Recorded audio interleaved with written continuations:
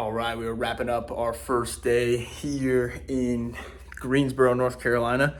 We had a really good shoot today. I always love making content with folks where it's like literally their first time making videos or being on camera, because it's like it's a hump to get over, and it's really such a blessing what I get to be able to do for work, and helping folks with their content. And I feel like we're leaving a positive impact on the world. But I just wanted to share something that's much more important than that, that I've learned today.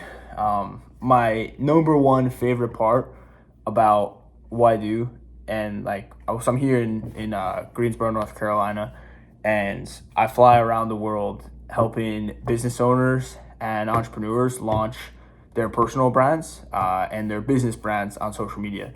So I've been to 20 countries in the last 2 years and have taken over 100 flights in just the last 18 months. And getting to do this is a complete blessing. And it's everything I could have dreamed of. I mean, even 20-year-old me in college would just be over the moon about what we've accomplished. And I just turned 23. But the number one thing that is the best is getting to learn from the folks that will make content with. So I get to have an insider scoop and pick their brains. And today, and most of the time, it's about business. And I've been able to progress at a fair rate in business because there's a lot of people around me that are willing to help and offer advice and mentorship and friendship. And it's mostly when I'll get advice from people, will be about business. But today was a really cool experience because Patrick, a client with Skyline 5 right here, who are launching their social media and his personal brand for the first time. I've never witnessed in my life a stronger family dynamic than what these folks have. It's a family-ran business called Skyline 5 because there's 5 of them. It's Patrick, his wife Ashley, and 3 daughters, and it's just the tightest knit family dynamic I think I've ever seen up close and personal. And it was really great just to pick his brain and just ask questions about how he's built that, because you see so many people with all the success in the world. I know billionaires, and the billionaires that I know, their relationship with their family and kids is inexistent or bad. And it's kind of a line that you look at well, how much success is too much success to be able to have a strong family dynamic? So I was asking Patrick all these questions. I hope he wasn't bothered by it, because I was just asking so many questions, because I was dude, I told him, what you have, man, is the goal. His daughters, run up and hug him all the time, and they're genuinely happy to see him, and want to be part of the business. The family's all together and on one mission. And I was dude, screw all of the money and success. I mean, if at least in my opinion, if I have this, then that's all you could ask for. And there's a couple takeaways that I had just from our conversation we were having in the car. And it's always be working on your relationship with your wife or with your spouse. Always be working on it. He's we were calling each other, even if it's 30 seconds, a couple times a day, and never going without talking, and always dating each other and never taking it for granted. So the second you think you arrived and in your relationship is when you've lost. You've never arrived. So second thing is, you see you see and hear multiple different things. At least for me, I see men get completely just, I'm trying to put this in a friendly way, but completely put down, and their women does not respect them, and they just get stomped all over by their wives or the woman that they're with. And I would never want to be like that. But I also don't want to be the womanized, have multiple girlfriends, and your wife is, she's just has to do what you say all the time. I never wanted to be like that either, and I didn't know what the happy medium of that is. And she's well, Patrick said, hey, well, you still be a very kind person. Your wife is still on a pedestal, but she must respect you because you are a provider and protector to the family.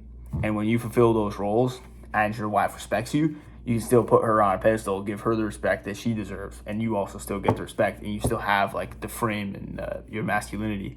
And I thought that was a really cool way to look at it, because like putting a woman on a pedestal is like can be viewed as a bad thing if you listen to certain people, and other times it's like not like a really you get walked over by your wife, and you don't want that.